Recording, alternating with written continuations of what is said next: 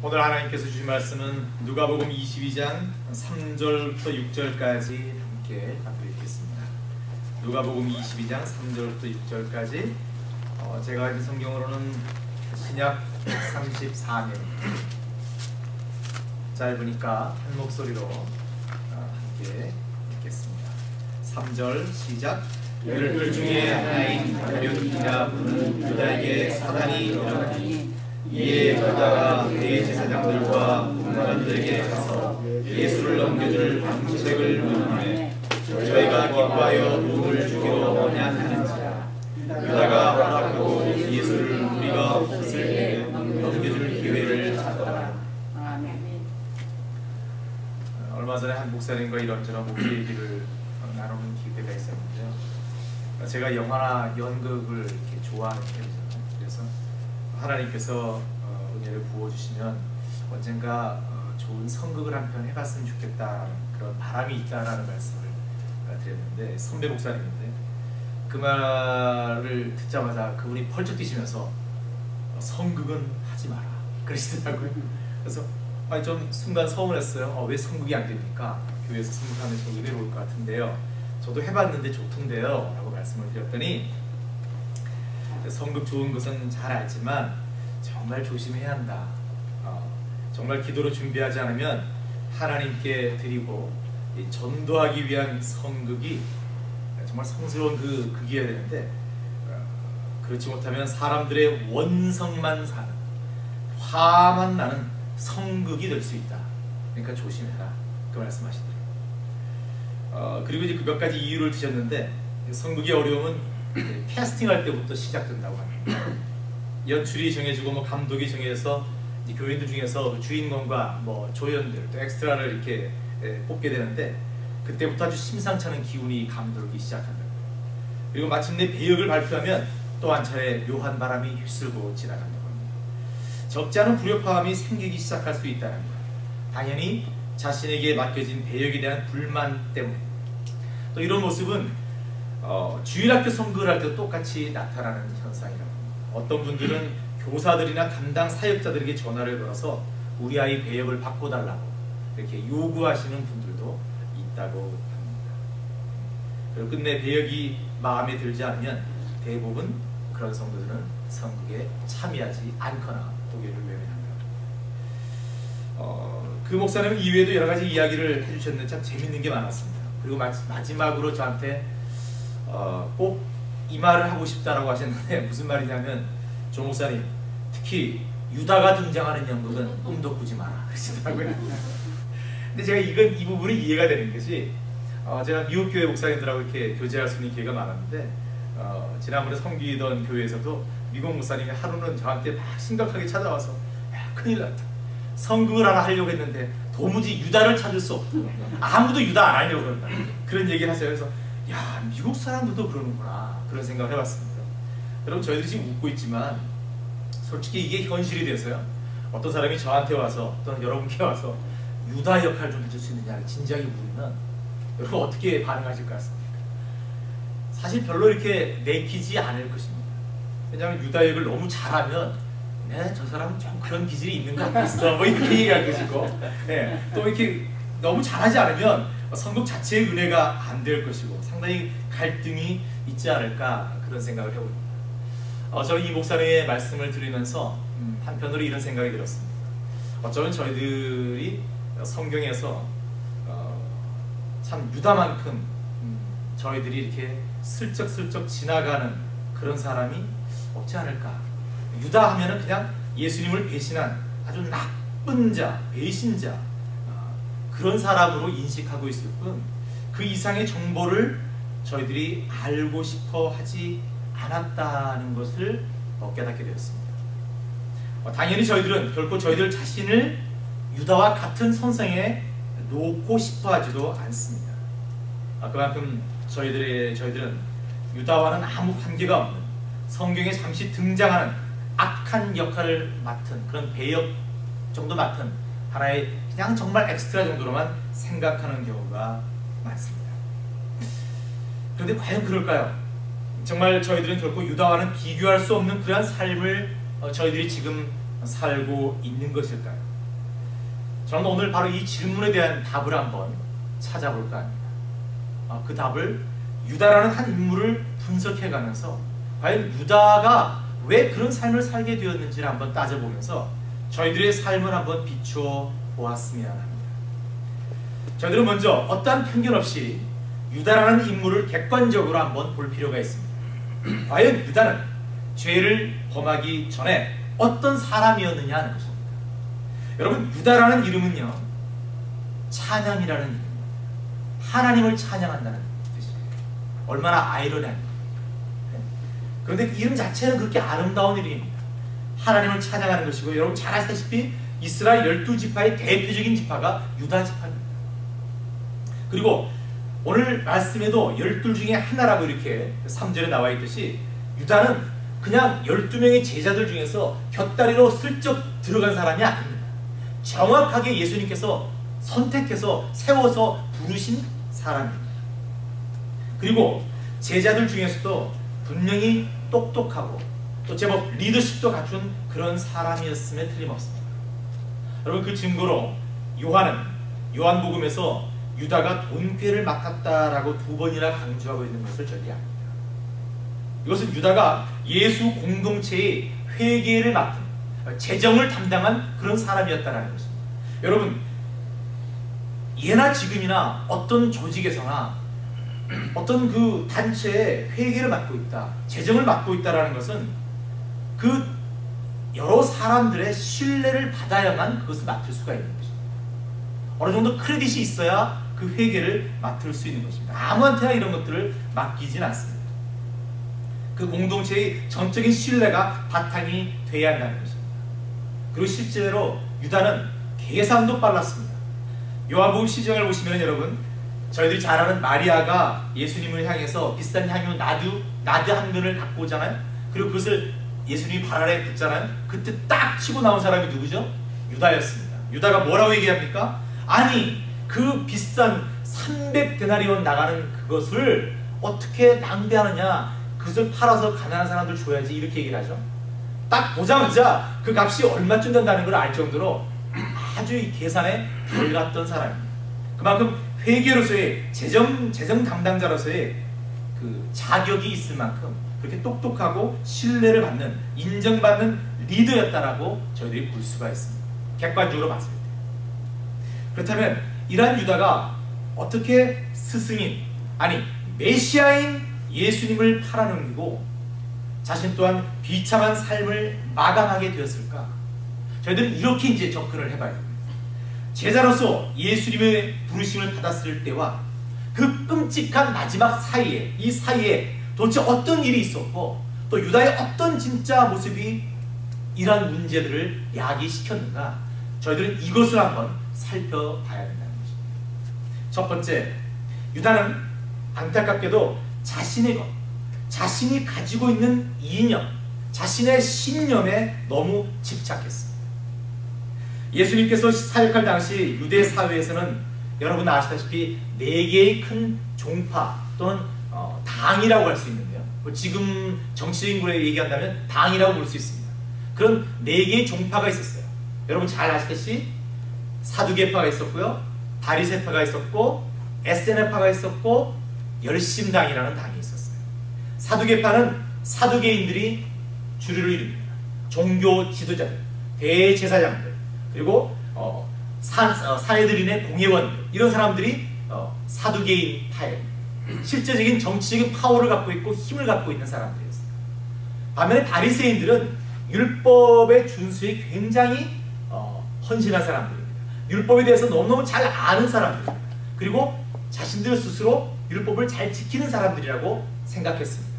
하지만 이들은 그래서 백성들로부터 사실 표면적으로는 존경을 받고 있었지만, 이 바리새인들은 안으로 보면은 자신들의 기득권을 위해서, 자신의 이익을 위해서 종교 지도자들과 정치인 세력들과 손을 잡고 타협하는 그런 좀 비겁한 사람들이었습니다. 반면에 에세네파가 있는데, 에세네파는 대표적인 사람이 세례 요한을 들 수 있습니다. 세례 요한은 마을에 있지 않고요, 도시에 있지 않고요, 광야로 나갔습니다. 광야에서 거친 음식과 거친 옷을 입으면서 그렇게 하나님께 기도하며 지냈습니다. 이 에세네파들은 세상을 떠나서 격리돼서 은둔 생활을 했습니다. 그리고 말씀 경전을 필사하고요, 기도에 전념하는 그런 아주 경건한 생활을 했었던 사람입니다. 마지막으로 열심당인데요, 이 열심당은 어쩌면 여러분에게 좀 생소할 수 있습니다. 열심당은 쉽게 말씀드리면 로마의 지배에서 벗어나고자 하는 열혈 독립운동가들의 모임이라고 보시면 됩니다. 우리가 일본의 침탈을 받은 적이 있었는데 그때 열심히 나라의 독립을 위해서 정말 자신의 목숨을 내놓고 싸웠던 그런 독립운동가들을 떠올리시면 됩니다. 이들은 대부분 행동가들입니다. 그 당시 매우 많은 지지자들을 확보하고 있었던 당입니다. 그리고 이를 증명하듯이 예수님의 제자 가운데도 이 당 출신 사람들이 있었습니다. 여러분, 누가복음 6장 15절을 보시면요, 제자들을 소개할 때 시몬이라는 사람을 소개하는데 베드로 시몬과 구별하기 위해서 이 사람 앞에 붙은 말이 있어요. 셀롯이라 하는 시몬이라는 단어가 있어요. 셀롯이라고 하는 시몬, 이것이 바로 영어로 얘기하면 진롯인데요, 진롯이 바로 열심당의 또 다른 이름입니다. 그러니까 시몬이라는 사람이 진롯 당이었다는 거예요. 열심 당원이었다는 거예요. 그리고 가룟 유다가 그 당원이었습니다. 또 신학자들은 우리의 아들 야고보와 요한까지 그 열심당의 당원이었을 가능성이 높다라고 얘기를 하고 있습니다. 이 사람들은 그들이 지향하는 이념에 충실했기 때문에 그만큼 행동이 앞섰던 사람들입니다. 어떤 일이 있으면 곧바로 행동으로 옮기는 사람들이었습니다.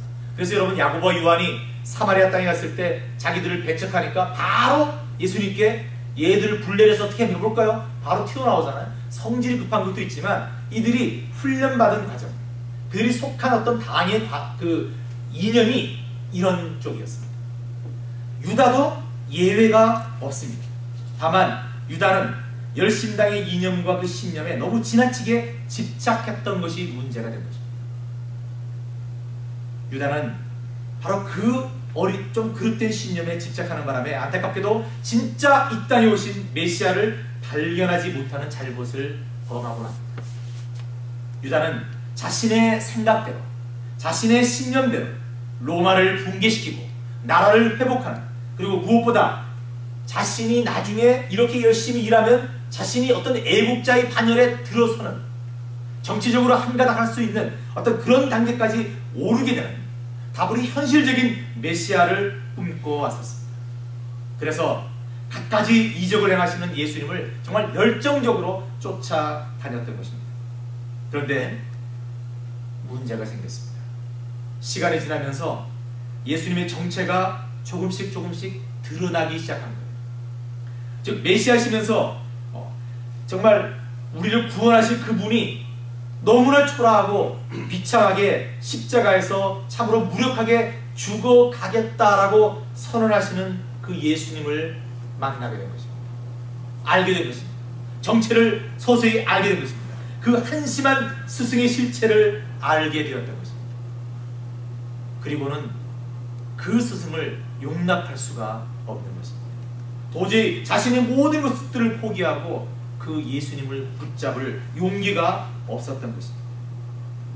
여러분, 이렇게 자신이 만든 이념, 자신이 만든 신념에 빠진다는 것이 참으로 무서운 것입니다. 제가 정치적인 이야기는 별로 하지 않는데요, 우리나라의 정치나 미국도 마찬가지겠지만 정치가들의 모습이 다 그런 거예요. 실제 개인적으로 만나면 그 사람들이 그렇지 않을 거예요.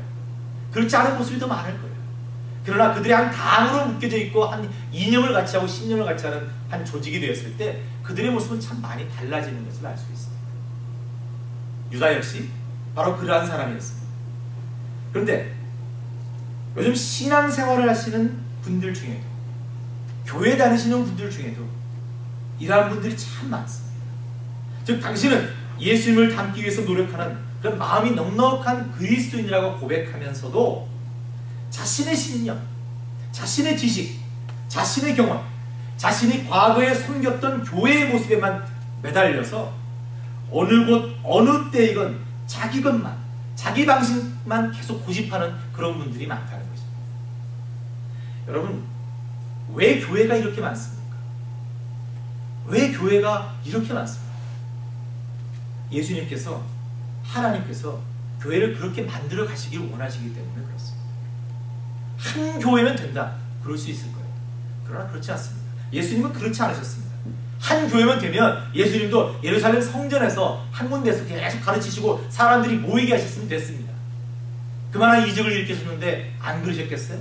가능했습니다. 그러나 왜 예수님께서 방방곡곡을 돌아다니면서 3년 동안 내내 그런 힘든 사역을 감당하셨습니까? 각각의 장소와 각각의 사람들의 그 보금자리, 그 터전 속에는 각각의 컨텍스트가 있는 겁니다. 그 컨텍스트에 맞는 그 메시지가 필요한 것입니다. 여러분, 한센병을 앓고 있는 그 무리에 가서는 그들을 낫게 하는 게 필요한 것이고요. 거지들이 있는 곳에 가서는 그들을 먹이는 것이 필요한 것이고요. 앞을 못 보는 자들한테는 앞을 보게 하는 것이 필요한 것입니다.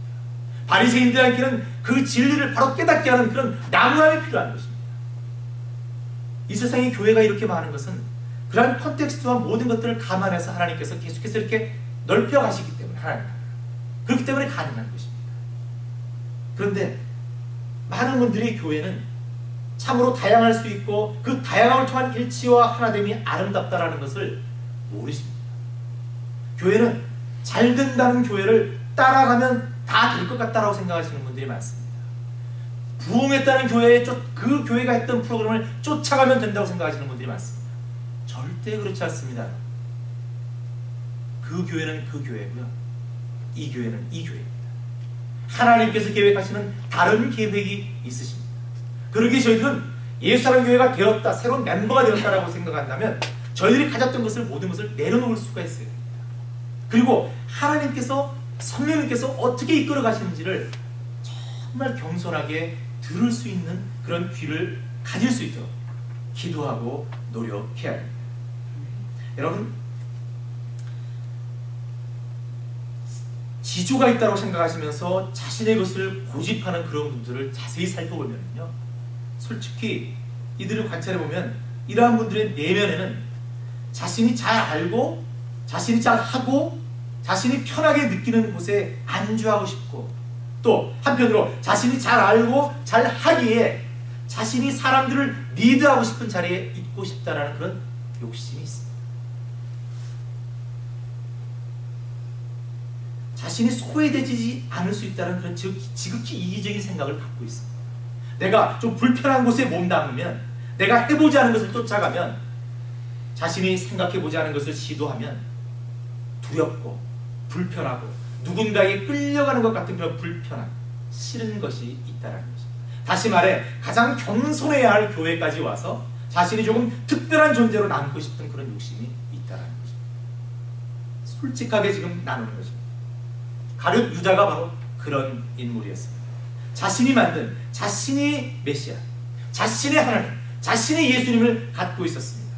그리고 그 생각 안에 예수님을, 하나님의 뜻을 자꾸 집어넣으려만 했지, 자신이 잘못 알고 있었던 그 그릇된 신념을 결코 포기하지 않았던 것입니다.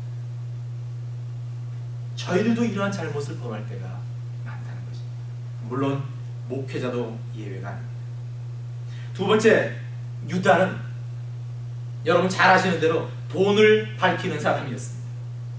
앞서 살펴본 대로 유다는 예수 공동체의 재정을 담당한 회의였기에 당연히 돈을 가까이 하게 되었을 것입니다. 처음에는 형편없었을 거예요. 돈이 별로 없었을 거예요. 가난했을 거예요. 그러나 예수님께서 점점 많은 이적을 행하시면서 많은 사람들이 예수 공동체를 따라다니면서 그 재정이 조금은 넉넉해졌을 가능성이 있습니다. 그래서 넉넉해졌을 가능성이 있다는 것은 무슨 말이냐면, 그 있는 돈에서 조금씩 슬쩍할 수 있는 가능성이 높아졌다라는 얘기입니다. 그 증거가 요한복음 12장 6절에 요한이 유다에 대한 평가를 표현하는데 이렇게 얘기합니다. 이렇게 말함은 가난한 자들을 생각함이 아니요, 저는 도적이라 돈괴를 맞고 거기에 넣는 것을 훔쳐갑니다. 이건 뭐냐면 12장 그 사건이죠. 마리아가 나디양을 부은 사건인데요, 그것을 갖고 가난한 사람들한테 왜 안 줬냐라고 이렇게 얘기하는 것은 그게 아니라 가난한 사람들을 생각해서 한 얘기가 아니고 그 돈이 아까워서, 내가 착복할 수 있는 그 여지가 있었는데 그것을 못했다는 것에 대한 아쉬움 때문에 그렇게 얘기했다라고 요한이 증거하고 있는 것입니다. 이 말은 유다는 이전에도 예수 공동체의 재정에 손을 대었고 그것을 자신의 것으로 삼았다는 것을 알 수 있습니다. 결국 앞서 잠깐 말씀드린 유다의 신념도 결국 자신의 이익과 안녕 또는 명예를 위한 것이라는 것을 충분히 짐작할 수 있는 대목입니다. 돈을 밝히고 남을 속여서 돈을 취하는 사람은 결코 하나님 앞에 의로운 사람이라 할 수 없습니다. 여러분, 예수님께서 말씀하시지 않습니까? 누가복음 12장 34절, 너희 보물 있는 곳에 뭐가 있다고요? 너희 마음도 있다 라고 말씀하셨습니다. 저희들 잘 아는 말씀 마태복음 6장 24절 볼까요? 우리 김상영 목사님께서는 오죽하면 돈과 하나님을 같이 같은 선상에 놓았겠느냐 이렇게 말씀하시는데 함께 읽겠습니다. 시작. 한 사람이 두 주인을 섬기지 못할 것이니 혹 이를 미워하며 저를 사랑하거나 혹 이를 중히 여기며 저를 경히 여깁니다. 너희가 하나님과 재물을 경하여 섬기지 못하느라. 두 주인이라고 했습니다. 하나님이 한 주인인데 그 옆에 떡하니 뭐가 있어요? 돈이 있습니다. 돈이 있습니다. 힘들다는 것입니다. 유다는 돈을 섬기는 사람이었습니다. 돈에 집착한 사람이었습니다. 그 돈 문제를 끝까지 해결하지 못하고 돈을 더 가지기 위해 예수님과 동료들을 속이기까지 한 악한 사람이었습니다. 그러기에 저희들이 신앙생활하면서도 항상 염두에 둬야 할 것은 뭐냐면 저희들이 돈이 필요하고 돈으로 세상을 살아갈 수밖에 없는 그런 환경에 살고 있지만 이 돈이 나를 지배하지 않도록 해야 되겠다라는 거예요. 나의 신앙까지 흔들게 해서는 안 되겠다라는 거예요. 그런 것들을 항상 염두에 둬야 한다는 것입니다. 돈을 생각하실 때 유다를 떠올리시라는 것입니다. 세 번째, 유다는 자신이 참으로 약한 존재이고 또 악한 존재라는 것을 알지 못했습니다. 저희들이 오늘 유다의 모습을 통해서 다시 한번 인정해야 하는 것은 인간은, 사람은 누구나 죄성을 갖고 있는 죄인이며 그러기에 늘 악한 영의 유혹으로부터 자유롭지 않다는 것입니다. 유다가 예수님으로부터 부르심을 입었을 때 그는 사람들의 신뢰를 받는 충분히 리더가 될 수 있는 좋은 사람이었다고 생각할 수 있습니다. 자신의 신념이었지만 의분에 찬, 이 조국을 해방시키고 싶은 그런 의분에 찬 당당한 남자였습니다. 마가복음 3장 14절 15절, 이에 열두를 없네요. 제가 읽어드리겠습니다. 이에 열두를 세우셨으니 이는 자기와 함께 있게 하시고 또 보내사 전도도 하며 귀신을 내어 쫓는 권세도 있게 하려 하십니다. 유다는 분명히 조금 전에 말씀드린 대로 예수님께서 12제자 똑같이 세우신 그 중에 한 사람입니다. 그리고 그 권능도 함께 준 사람입니다. 예수님께서는 그를 바라보시고 그의 성격을 통찰하시고 그의 조국과 메시아에 대한 열심을 높이 평가하시고 사랑하는 마음에서 그를 받아들이고 그에게 기회를 주셨던 것입니다. 물론 예수님께서는 이미 처음부터 그가 배신자임을 아셨습니다. 하지만 여러분, 배신자임을 아셨다고 해서 예수님께서 유다를 예수님께서 포기하셨다고 생각하시면 안 됩니다. 배신자인 줄 알았습니다. 그러나 예수님은 끝까지 포기하지 않으셨습니다. 저희들이 말씀을 생각할 때 항상 그렇게 생각하는 경우가 있습니다. 다만 유다가 저렇게 잘못된 길을 가게 된 것은 유다가 자신의 그릇된 신념과 돈과 이익을 쫓아다녔기 때문에 자신의 마음이 악해졌기 때문에 그렇습니다. 그리고 자신의 마음이 악해지고 그 어리석음이 드러나기 시작하자 어떤 현상이 일어났습니까? 어떻게 되었습니까? 어떤 일이 일어났습니까? 사단이 그를 사로잡았다는 것입니다. 오늘 말씀 3절, 여러분, 12 중에 하나인 가룟유다라 부르는 유다에게 사단이 들어가니 돼 있죠? 요한복음 13장 2절, 제가 참 좋아하는 말씀이라고 몇 번 우리 큐티 단원방에서 말씀드렸어요. 13장 1절에 예수님께서 자기 사람들을 사랑하실 때 끝까지 사랑하시느라 말씀이 있어요. 자, 끝까지 사랑하시느라 그 말씀 바로 뒤에 13장 2절에 어떤 말이 나옵니까? 마귀가 벌써 시몬의 아들 가룟 유다의 마음에 예수를 팔려는 생각을 넣었더니, 자, 생각만 넣었습니다. 생각을 넣었습니다. 13장 27절, 여러분 아시다시피 만찬이 시작되고 한 다음에 예수님께서 그 전에도 여러 번 유다에게 자극이 되는 말을 던지시죠. 제자들은 멍 때리고 있습니다. 지금 아무것도 모르고 있습니다. 근데 유다와 예수님은 아십니다. 그 팽팽한 긴장 속에서 예수님께서 유다가 깨닫는 말, 그 죄를 회개할 수 있는 기회를 주시기 위해서 한마디씩 한마디씩 조금씩 강도를 높여가십니다. 근데 끝까지 유다가 거부해요. 그리고 이 조각을 받는 사람이 그다 라고 얘기하시면서 그 조각을 예수님께서 유다한테 줍니다. 13장 27절, 유다가 조각을 받습니다. 조각을 받은 후 곧 사단이 그 속에 들어간지라. 마지막에까지 그걸 받고 난 다음에 사단의 생각이 들어가 있다가 이제는 완전히 그 안에 뭐가 지배한다는 거예요? 사단이 지배한다는 것입니다. 사단이 지배한다는 것입니다. 이미 유다는 유다가 아니라는 것입니다. 사단의 노예가 되었다는 것입니다. 예수님의 구원 사역을 방해하기 위한 사단의 마지막 몸부림의 행동대장이 누구다? 유다가 되었다는 것입니다. 바로 이러한 약하고 악한 존재가 인간입니다. 유다는 적어도 예수님을 처음 만났을 때는 민족과 나라를 위한 메시아를 대망하고 메시아를 위해 충성하기로 마음먹은 경건하고 애국적인 행동대장이었습니다. 그런데 바로 그가 이제는 하나님을, 예수님을 대적하는 사단의 행동대장이 되고 말았다는 것입니다. 왜입니까? 바로 유다의 악함, 유다의 죄 때문에.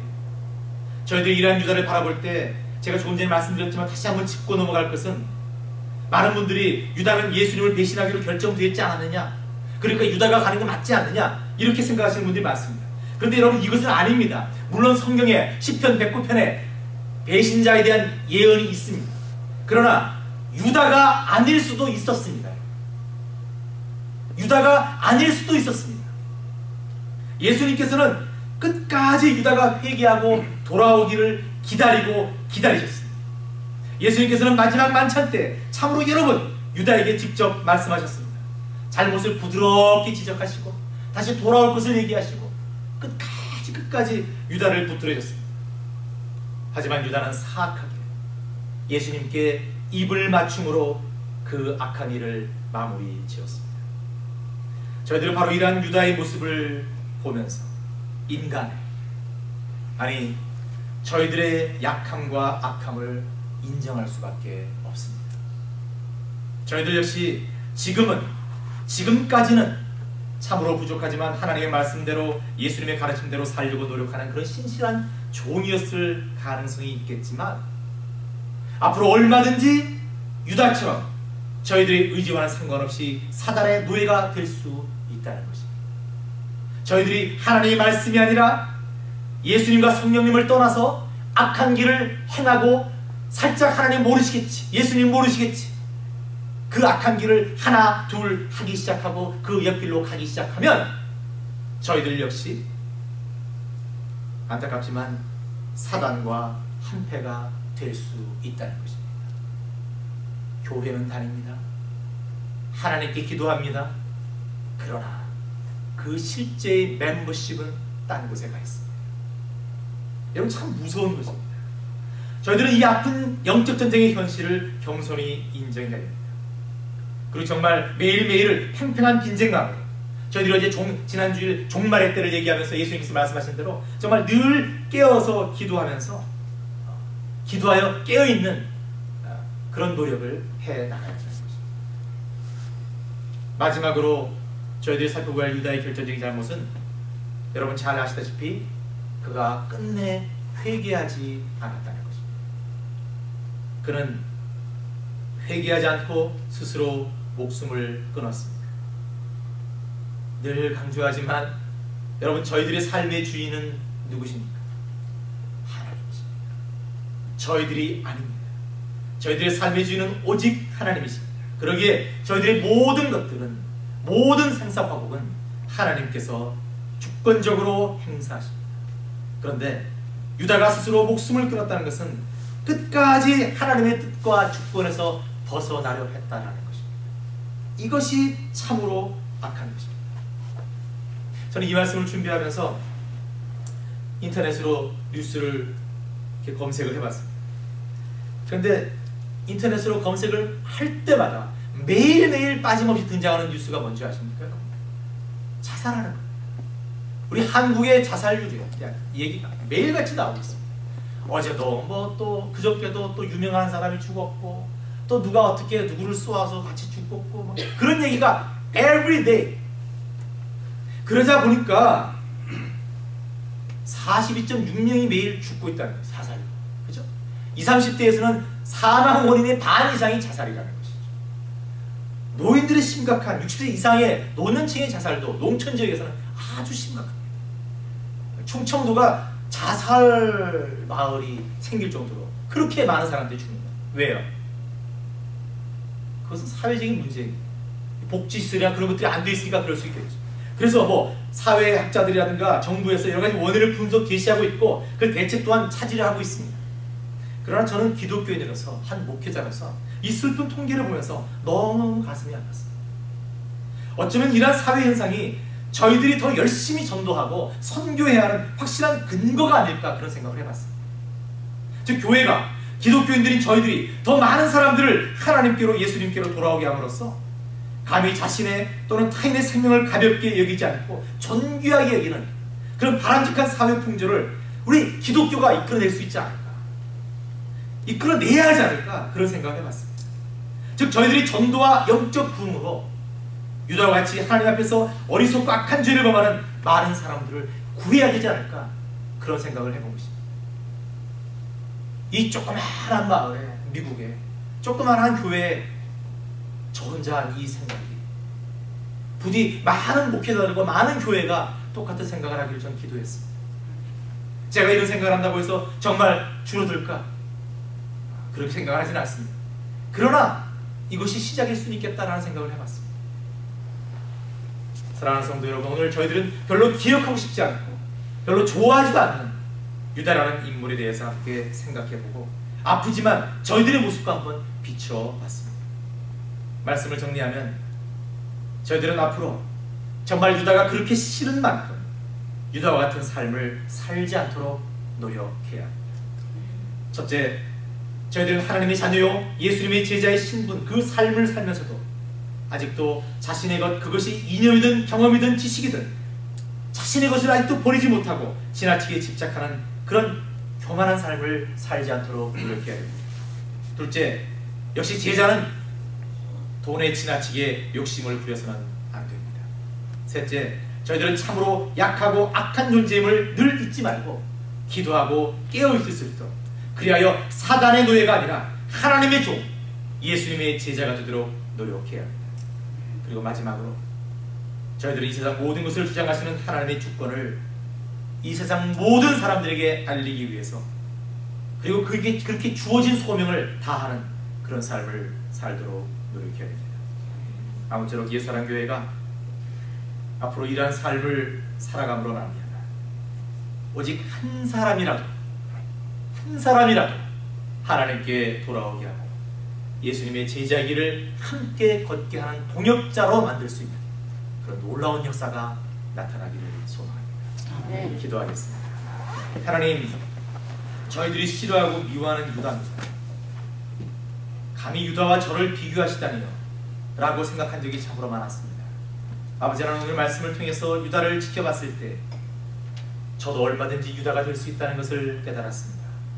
아버지 하나님, 지금까지의 저희들의 잘못과 악함을 용서해 주시옵소서. 하나님, 앞으로의 삶은 더욱더 기도하고 깨어있음으로 말미암아 정말 사단의 종이 아니라 예수님의 제자가 되어서 하나님의 주신 그 소명을 다하는 저희들 될 수 있도록 역사하고 성령 하나님께서 이끌어 주시옵소서. 저희들이 의지가 약하고 저희들이 악함을 이 시간 고백했사옵고 회개했사오니 성령 하나님, 저희들을 주장하셔서 저희들을 이끄시고 이 교회를 하나님 인도해 주시옵소서. 그래야 이 교회가 하나님 소명 다하는 아름다운 교회 될 수 있도록 도와주시옵소서. 감사드리며 예수님 이름으로 기도드립니다. 아멘.